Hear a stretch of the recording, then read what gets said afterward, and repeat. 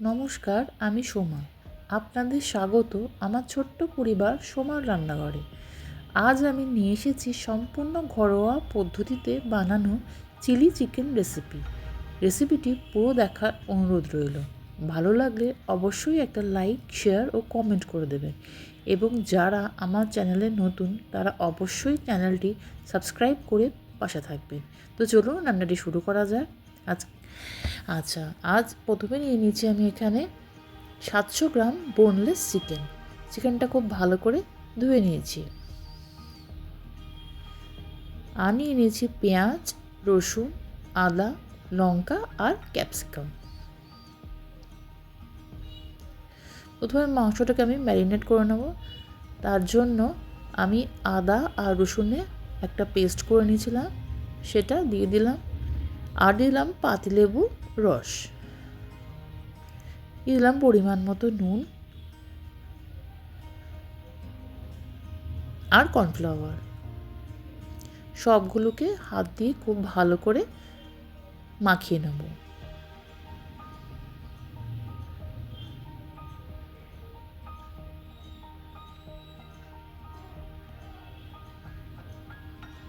পেঁয়াজটাকে ডুমো করে কেটে নিয়েছি আর ক্যাপসিকামগুলোও কেটে নিয়েছি।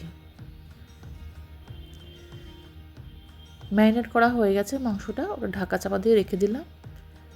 কর্নফ্লাওয়ারটা গুলে নিয়েছি একটু জলের মধ্যে। আর নিয়ে নেব এখানে সস।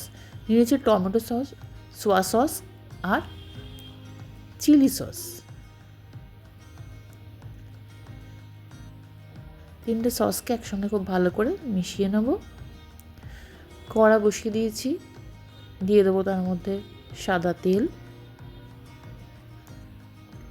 তেলটা গরম হয়ে উঠলে আমি এখানে একে একে ক্যাপসিকাম আর পেঁয়াজটা ভেজে নেব।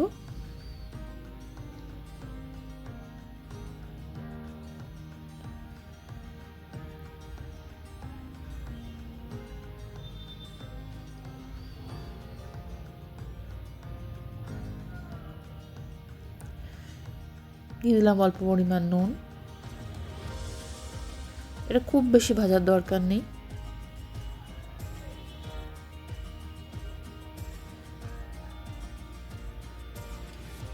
একটু ব্রাউন ব্রাউন কালার চলে এলেই হয়ে যাবে। আমার ভাজা হয়ে গেছে, একটা পাত্রে তুলে নিচ্ছি। এবার ওই তেলেই ম্যারিনেট করা মাংসগুলো দিয়ে ভেজে নেব।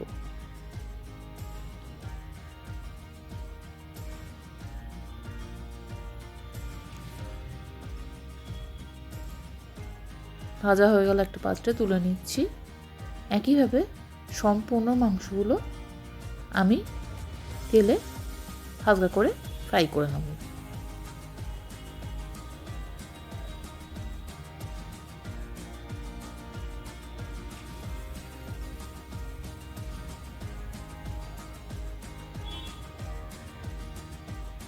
এবার আমি যে পেঁয়াজ আর ক্যাপসিকামটা ভেজে রেখেছিলাম সেটা তেলের মধ্যে দিয়ে দিলাম।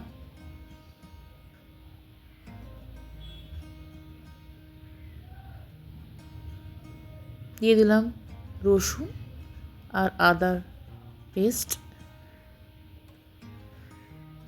ভালো করে মিশিয়ে নিচ্ছি। যে সসের মিশ্রণটা বানিয়েছিলাম এবার সেটাও দিয়ে দিলাম। ওটা খুব ভালো করে নাড়াচাড়া করে মিশিয়ে নেব।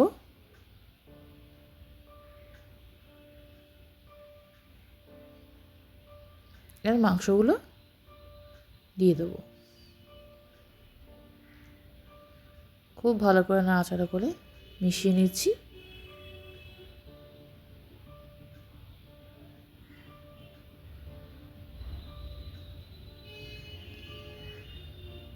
দিয়ে দিলাম অল্প পরিমাণ চিনি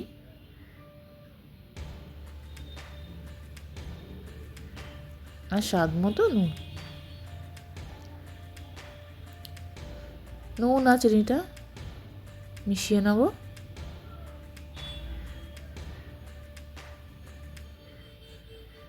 দিলাম অল্প পরিমাণ জল।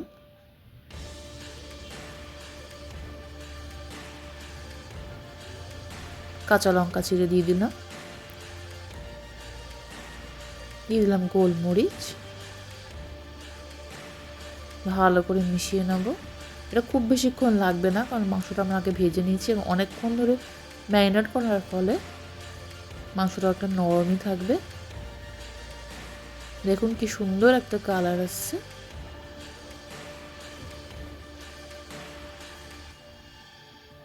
হয়ে গেছে, একটা পাত্রে ঢেলে নিয়েছি। আমার রান্নাটা পুরোটা দেখার জন্য অসংখ্য ধন্যবাদ।